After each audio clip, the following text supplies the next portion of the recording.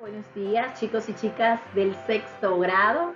Estamos por aquí en otro encuentro más de lengua española. Pero antes me gustaría elevarle una oración a nuestro Padre Celestial por darnos la oportunidad de ver un día más. Todos ahí mismo, tranquilitos, vamos a orar. Señor Jesús, te damos gracias por este maravilloso día que tú nos permites ver. Te pedimos por nuestra familia, por nuestros amigos, Señor Jesús, guárdalos y protégenos. Señor, danos entendimiento para que podamos entender cada una de las clases que vamos a estar trabajando hoy. Son favores que te pedimos en el dulce nombre de tu Hijo Jesús. Amén. Bien, ahora me gustaría saber qué me pueden decir de la clase anterior.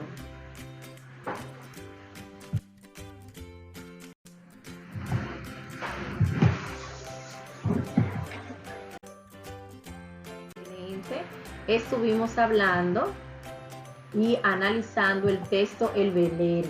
También estábamos realizando las actividades de dicho texto.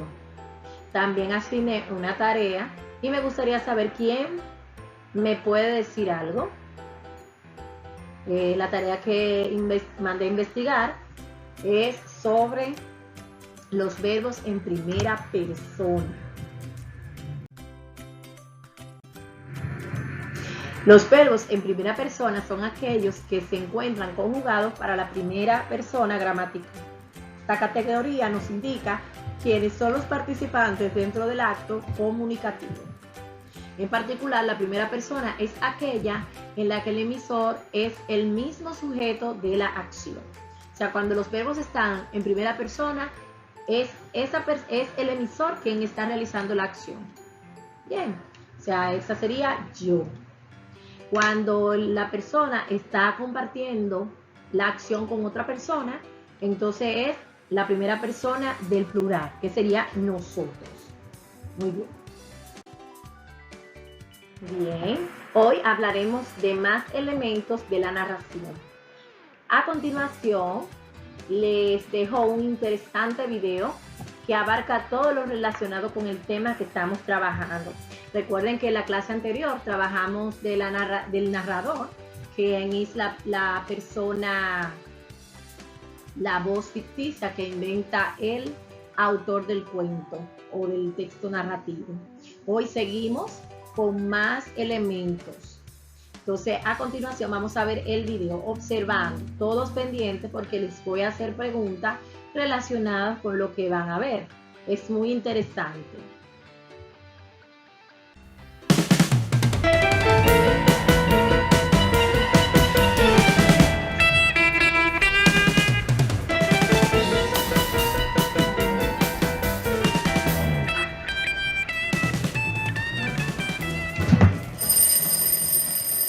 ¿Qué es el texto narrativo y cuáles son sus elementos? Acompáñame a descubrirlo. Hola, ¿qué tal? Bienvenido a tu canal. Para seguir aprendiendo, no olvides suscribirte. El día de hoy hablaremos sobre los textos narrativos, sus características, estructura y elementos. Un texto narrativo es aquel que se emplea para relatar hechos que pueden ser reales o ficticios y que se desarrollan en torno a uno o varios personajes situados en un tiempo y lugar determinado. Sí, pero ¿para qué me sirve saberlo? En el mundo de la literatura, el texto narrativo se utiliza para crear historias y mundos de ficción que entretengan al lector a partir de un lenguaje elaborado y artístico. Por otro lado, en la vida cotidiana forma parte esencial de nuestra comunicación y nos permite transmitir información y contar sucesos o situaciones que nos ocurren en el día a día. Por ejemplo, cuando envías un mensaje contando lo que recién te pasó o publicas una anécdota en redes sociales. Imagina que tu mejor amigo te cuenta un chisme, pero no te dice bien qué, quién, cómo y cuándo. Y hasta se revuelve en el orden en que pasaron las cosas. O peor aún, que lamentablemente te tocó presenciar un accidente y tienes que relatar qué sucedió con lujo de detalle. Ahora bien, supongamos que reprobaste matemáticas y que tienes que explicarle a mamá por qué. Te inventas toda una historia justificándote y te cacha en la movida porque no supiste argumentar tu historia. Ahí sí que entender la narración comienza a sonar interesante, ¿eh? Este tipo de textos proviene de la tradición oral y surge cuando los humanos de las civilizaciones antiguas observaban su entorno y buscaban explicaciones para entender aquellas situaciones y fenómenos naturales que escapaban a su comprensión, dando lugar a historias de dioses, semidioses y héroes. Podemos encontrar diferentes tipos de textos narrativos.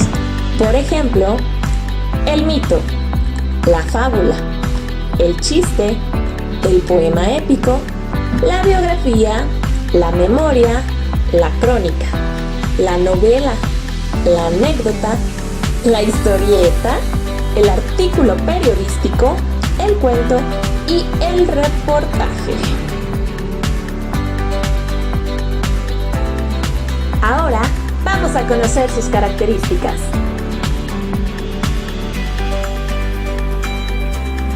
Su finalidad es contar una historia, informar o entretener al lector.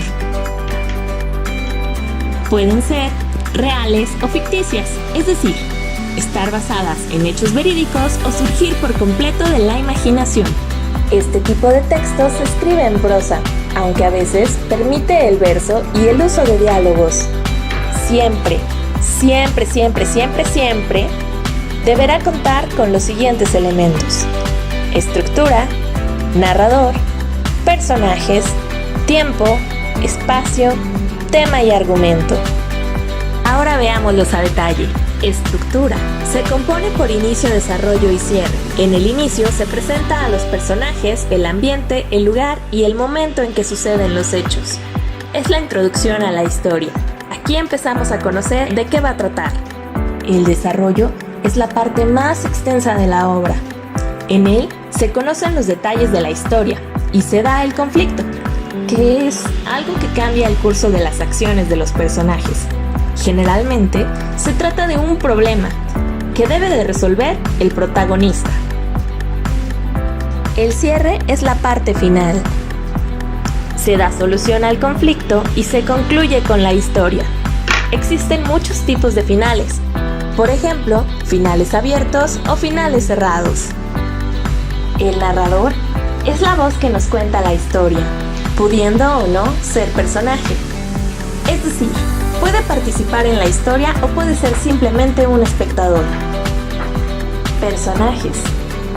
Son quienes viven y actúan los acontecimientos que van sucediendo en el relato, pudiendo ser, de acuerdo a su importancia en la historia, personajes principales, secundarios o terciarios. Tiempo. Es el momento o época en la que ocurren los acontecimientos y puede ser lineal o no lineal, es decir, puede seguir el orden cronológico de principio a fin o ser anacrónico si se dan saltos en el pasado, presente y futuro durante el desarrollo de la historia. El espacio es uno o varios lugares específicos en donde transcurre la historia. El lector logra imaginar cada espacio y sentir emociones particulares a través de la descripción que detalla el autor. Tema. Ese es el asunto que presenta la trama y estará presente durante todo el desarrollo de la historia. Argumento. Es el resumen de los hechos narrados, más allá del estilo u orden en que se narran los sucesos dentro de la obra. Digamos que se trata de una síntesis sobre lo que ocurre. ¿Ya conocías esta información? Parece mucho, pero apenas es el comienzo.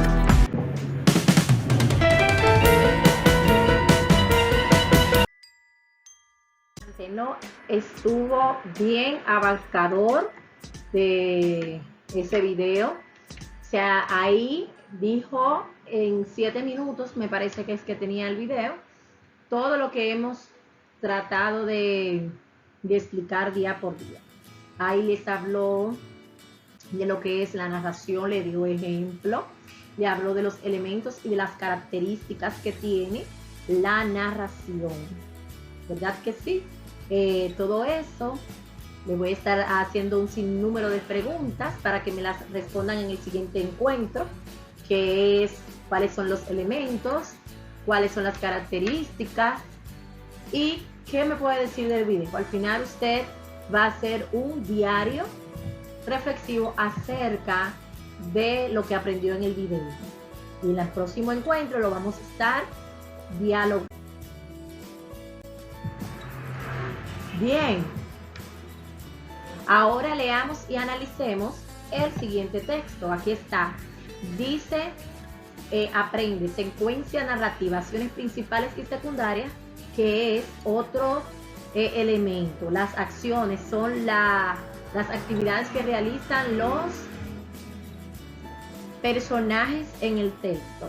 A continuación voy a estar leyendo, usted lee tranquilo en voz baja y yo leeré para que ustedes lo puedan entender. Dice, en toda narración los personajes realizan una serie de acciones que tienen distintos grados de importancia en la historia. Es por esto que se distinguen acciones principales y secundarias. Las acciones principales son la base de la historia, por lo que no pueden suprimirse ni modificarse sin que el relato pierda sentido. Las acciones principales forman una secuencia narrativa y guardan en sí una relación temporal.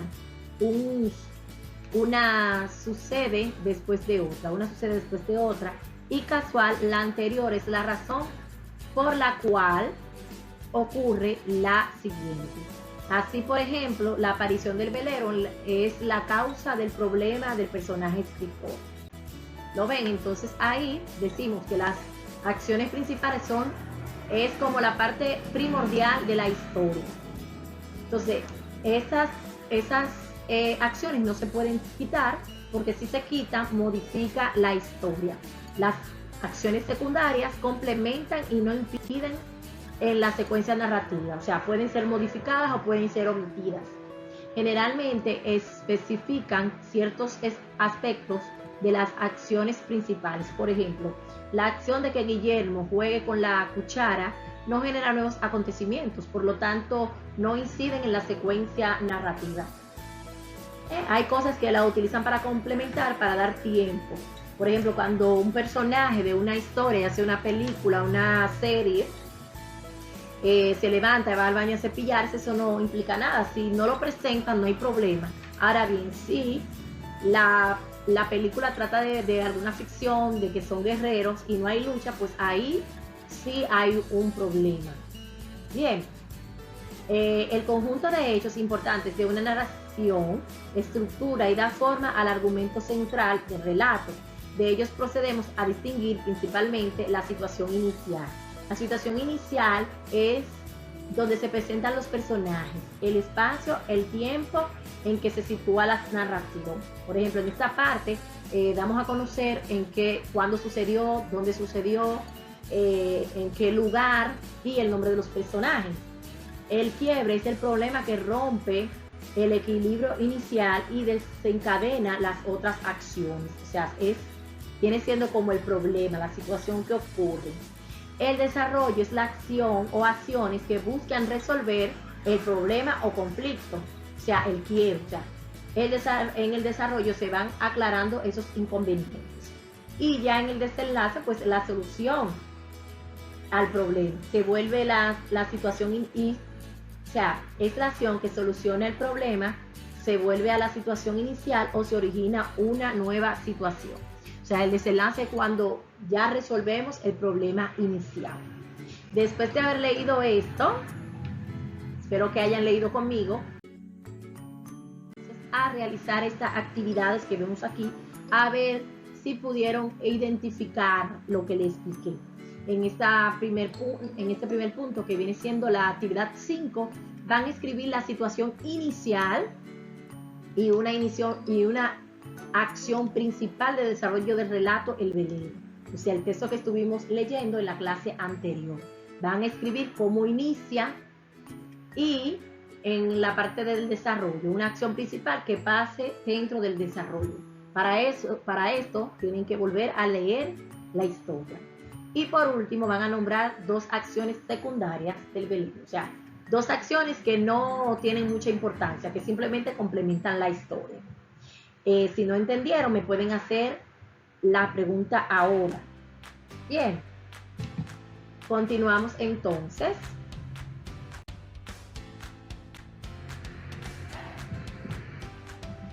Ahí está. Pues recuerden que las acciones son principales y secundarias. Las principales son las bases de la historia y las secundarias son complementarias, o sea que no tienen gran importancia en el relato. No olviden llenar sus actividades y ponerse actividad. Y ahora continuamos con ciencias naturales. Hoy 20 de octubre.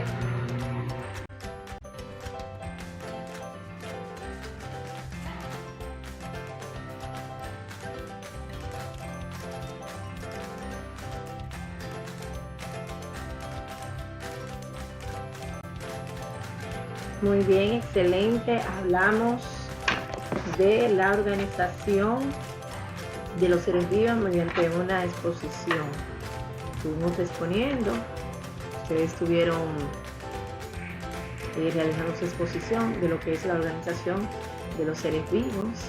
Hablaron de que el primer nivel de organización de los seres vivos es la célula, luego continúa lo que son los tejidos, y esos tejidos forman el órgano, y el órgano forma el sistema de órganos, y el sistema de órganos forma a los seres vivos, o sea, los organismos. Eso es lo que estuvimos hablando. Aquí están: célula, tejido, órgano, nivel, sistemas y organismos.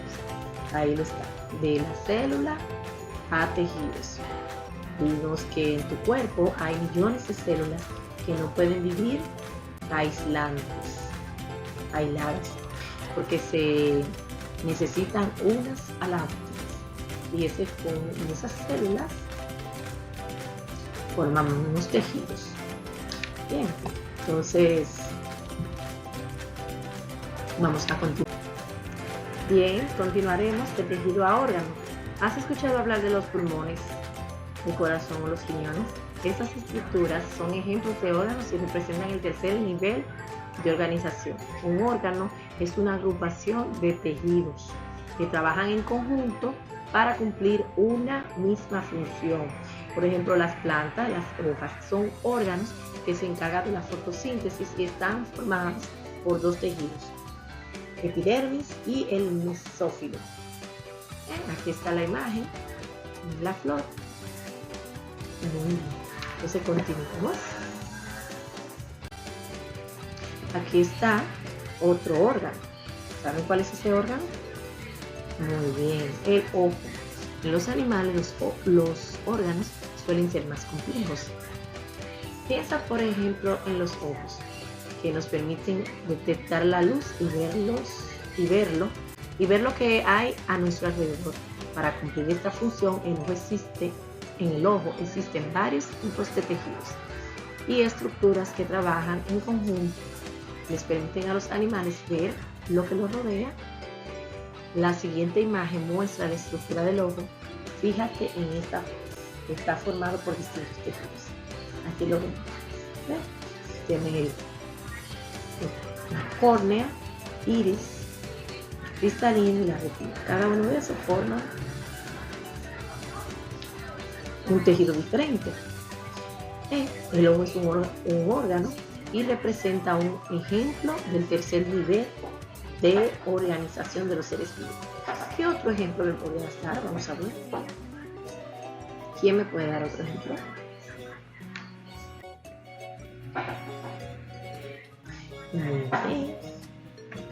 Otro ejemplo es el corazón, los riñones, las venas. Todos esos órganos cuentan con tejidos. Recuerda que los tejidos forman órganos. Ahora piensa en uno y dibújalo. Dibújalo con sus partes, y para la próxima clase lo vamos a estar socializando. Tarea. Y continuamos con ciencias sociales. Estamos hablando en ciencias sociales, aquí, tema de la unidad. ¿Qué recuerdas de la clase anterior? ¿Qué me puedes decir?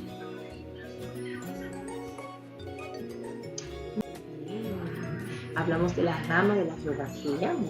Excelente.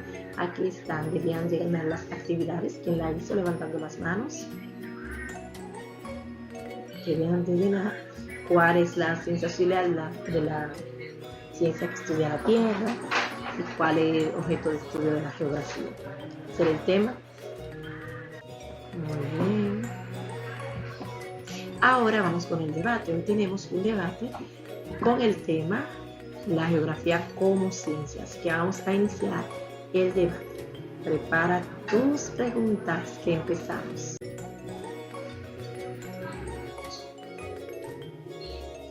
Para la próxima clase vamos a leer y analizar la representación espacial. Así que ya ustedes saben, ha sido todo por hoy. Así que el que no hizo sus preguntas debe hacerla para la próxima clase. Así que pórtense bien, hagan sus tareas y nos vemos en la próxima. Bye bye.